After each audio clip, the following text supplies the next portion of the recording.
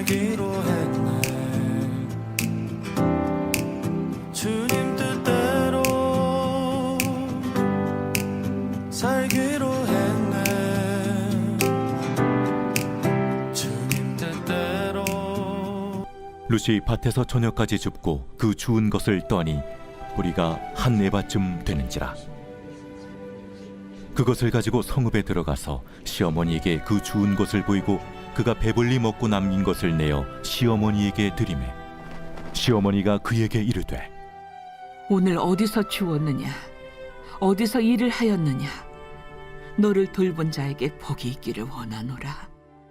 룻이 누구에게서 일했는지를 시어머니에게 알게 하여 이르되 오늘 일하게 한 사람의 이름은 보아스니이다. 하는지라.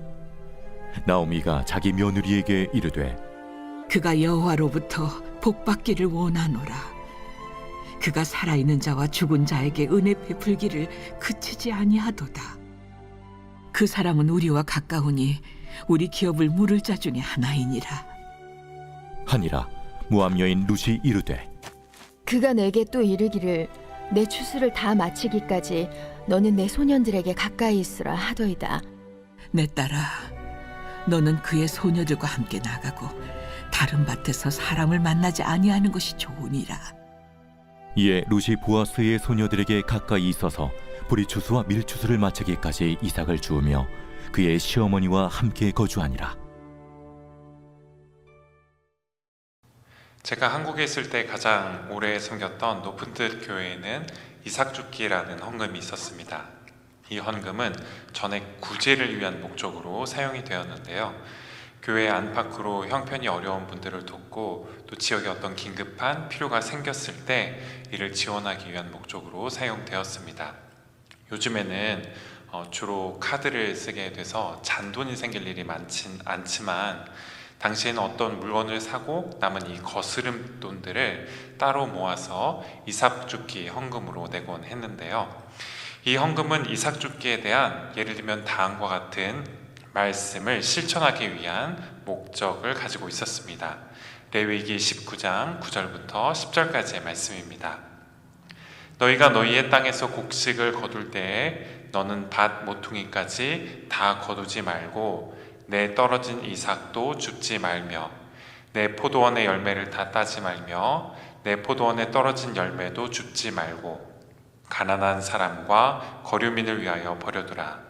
나는 너희의 하나님 여호와이니라. 아멘. 한 해 동안 열심히 농사를 짓고 거둔 곡식과 열매는 한편으로 지난 한 해 동안 우리가 기울인 어떤 수고와 노력에 대한 보상입니다. 하지만 그렇다고 해서 이 밭에서 거둔 모든 소출이 다 우리의 것인 것은 아닙니다. 거기에는 햇빛의 몫이 있고 또 때에 맞춰 내린 비의 몫이 있고 꽃을 수정시켜 열매를 맺게 한 바람과 곤충의 몫이 있고 또 이 모든 것들 안에 담긴 하나님의 몫이 있기 때문이죠. 특별히 방금 읽은 레위기 본문에서 모세는 밭에서 거둔 이 소출에 포함된 가난한 사람들과 또 거류민의 몫을 강조했는데요. 모세는 가나안 땅에 이스라엘 백성들이 정착한 이후에 그곳에서 곡식을 거둘 때 내 모퉁이까지 다 거두지 말라고 말했습니다. 또 추수를 하다가 밭에 열매가 떨어지게 되면 그걸 다 줍지 말고 그대로 남겨두라라고 말했죠. 하나님께서 여러 우여곡절을 겪느라 땅을 잃고 일자리를 잃어서 아무 거둘 것이 없었던 가난한 이들의 하나님이 되실 뿐만 아니라 나그네이자 또 임시 거주자로 이스라엘 백성 중에 살아가는 이들의 하나님이 또한 되셨기 때문입니다. 모압 출신으로 시어머니 나오미를 따라서 이 베들레헴이라는 동네에 정착한 룻 역시 이 같은 신분에 처해 있었는데요. 모압 여인이었던 룻은 언어와 문화가 다른 낯선 땅에서 당시 여성의 경제활동에 참여가 지극히 제한적이었던 그때 생계를 꾸리기 위해서 할 수 있었던 일이 거의 없었습니다.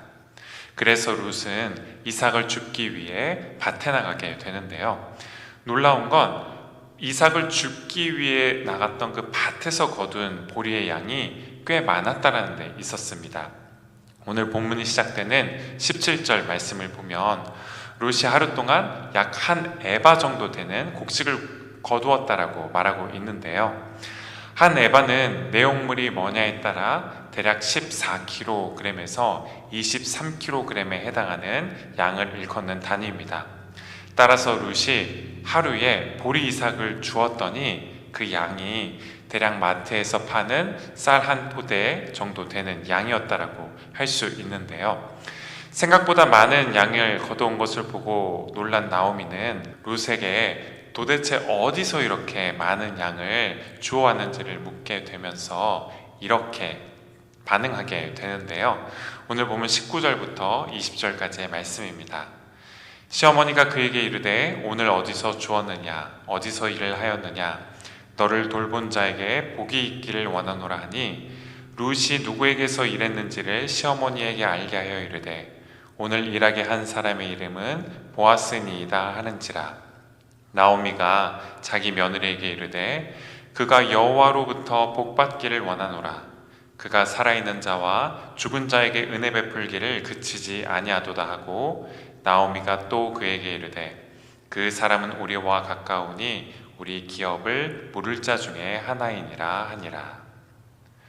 룻이 보아스의 밭에서 이삭을 주었고 또 그렇게 이삭을 주었던 룻을 보아스가 어떻게 돌봐 주었는지에 대해서 전해들은 나오미는 보아스를 축복해 주었습니다.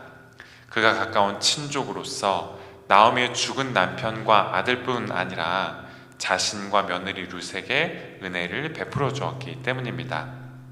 제 개인적으로는 보아스라고 하면 토론토에서 공부하는 기간 중에 만난 댄 오닐이라는 친구가 떠오르는데요.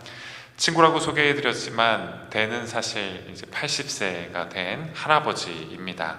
토론토에서 학교를 다니는 동안 자원에서 제가 수업 과제로 쓴 에세이를 읽어봐주고 또 아내에게 영어를 가르쳐 주기도 했는데요. 자기는 할아버지가 아니라고 너랑 나는 그냥 친구다 라고 하셔서 댄이라고 부르면서 친구처럼 친하게 지냈습니다. 그런데 제가 토론토에 있을 때 한동안 댄의 집에 아프리카의 콩고 출신으로 홍콩에서 한 15년 정도 불법 체류자로 지내다가 댄이 속한 선교회에서 신원 보증을 해서 필요한 행정 절차를 밟아서 캐나다에 난민 자격으로 입국한 분이 댄과 함께 지냈던 적이 있었습니다. 댄의 집에 방이 2개가 있었는데 그중 하나가 비어 있었기 때문이죠. 그래서 그 방에 지내면서 함께 직장을 알아보러 당시에 이곳저곳을 다니셨는데요. 최근에 아내가 댄에게 인사차 연락을 했다가 온타리오로 대학을 간 첫째가 방학할 때가 되었다라고 소식을 전할 기회가 있었습니다. 그랬더니 댄은 큰애 보고 혹시 토론토에 올 일이 있으면 집에 방 하나가 항상 비어 있으니까 언제든지 와서 지내라고 그렇게 초청을 해 주었는데요. 사실 댄은 지난 몇 년간 암 투병을 하면서 방사선 치료를 여러 차례 받는 과정을 겪으면서 요즘은 거의 집 안에만 머물러 있어야 할 만큼 기력이 많이 떨어져 있습니다. 그런데도 필요하면 집에 와서 지내라고 그렇게 말해주는 댄의 이야기를 들으면서 그 넉넉한 마음만은 여전하구나 싶은 생각이 들었는데요.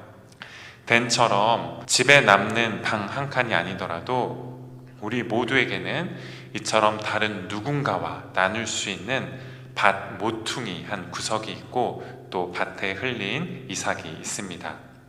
만약 우리가 보아스처럼 혹은 댄처럼 그게 소출이나 집의 일부가 되었든 시간이나 은사, 재능의 일부가 되었든 그것을 우리 주위에 그것을 필요로 하는 이들과 조금이라도 나눌 수 있다면 어떨까요?